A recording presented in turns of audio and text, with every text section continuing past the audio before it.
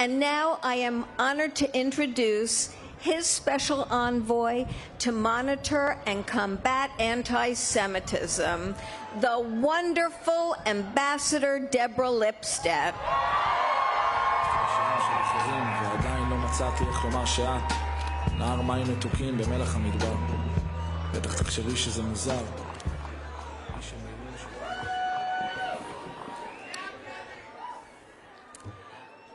230 years ago, President George Washington reassured the Jews of Newport that our new nation would give bigotry no sanction and persecution no assistance.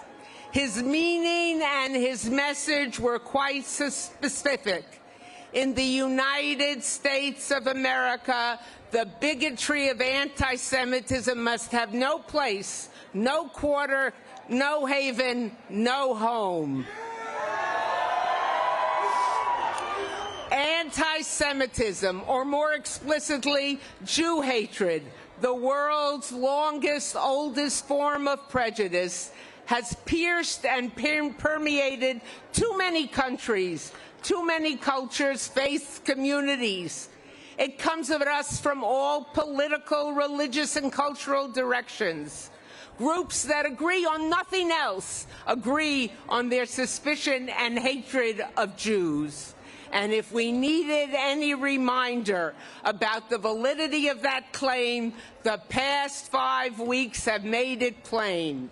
So today, as a representative of President Biden and Vice President Harris and the United States government, I can tell you without hesitation, regardless of party or political persuasion, at the White House or in the Congress, at home and abroad, this government stands shoulder to shoulder against Jew hatred.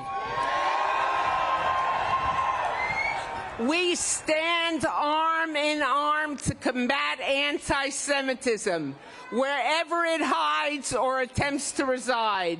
We echo our founding father unequivocally and unreservedly. Today in America, we give anti-Semitism no sanction, no foothold, no tolerance, not on campus, not in grade school, not in our neighborhoods, not in our streets of our cities, not in our government, nowhere, not now, not ever. The reason is simple. Anti-Semitism is wrong. It is hateful. It is an immediate threat to Jews everywhere, and that alone would be sufficient reason to combat it. But anti-Semitism is far more than just that. It is an affront to the integrity of our laws. It is a gateway to prejudice, racism, injustice of every form. It is a direct danger to our democracy. And we, the United States government, will fight it. Full stop. I have the honor and responsibility to travel the world, to wage this fight in foreign lands. And in the past 5 weeks, I have visited many of our major European allies. And the message I deliver and the message I hear everywhere is unmistakable. No sanction for anti-Semitism.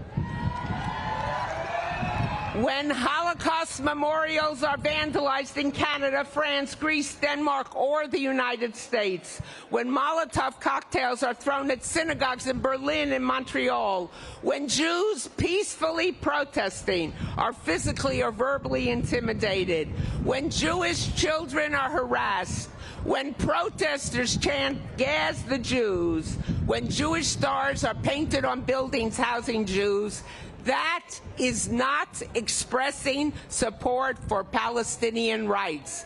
That is Jew hatred, pure and simple.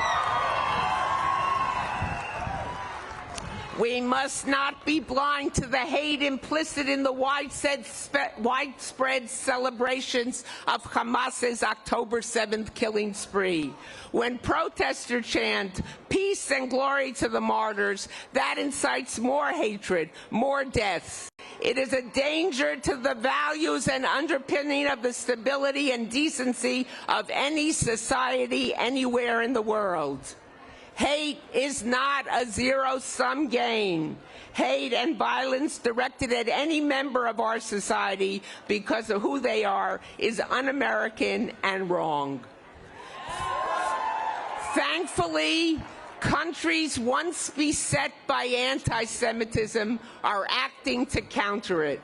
Our major European allies have deployed legions of police officers to protect Jewish institutions. But there are some countries that are spreading and fostering hatred of Jews. The world must unite to condemn and combat it. Today, gathered before me on this mall are people of all faiths, beliefs, identities, and backgrounds. You are united by your abhorrence of Jew hatred and your recognition of its lethal nature. We are grateful for the myriad of law enforcement personnel who protect us, and please remember to thank them.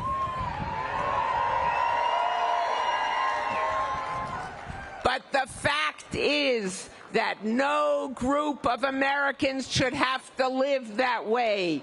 They should live free, in need of no protection, unflinching and unafraid. Let me be clear. Do not sink to the level of those who harass you. Do not tear down posters. Do not intimidate those who disagree with you. Do not block their path or taunt them as they do to you. But do not cower. Allow no one to make you afraid. The message is built into the Jewish people's most ancient history. Jews are strongest at their broken places.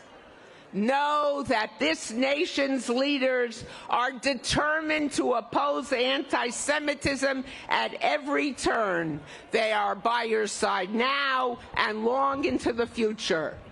The fight will be a long one, but Jews have faced such challenges before and have overcome them. You who hate this evil will prevail, because this cause has justice wholly on its side. The fight will be won because there is no other option. And because, as President Washington reassured the Jews of Newport, this nation gives bigotry no sanction. And 230 years later, that still holds true. Chazak ve'ematz. Chazak ve'ematz, be strong and of good courage. Thank you for that strength. Thank you for that courage. Thank you. Please welcome back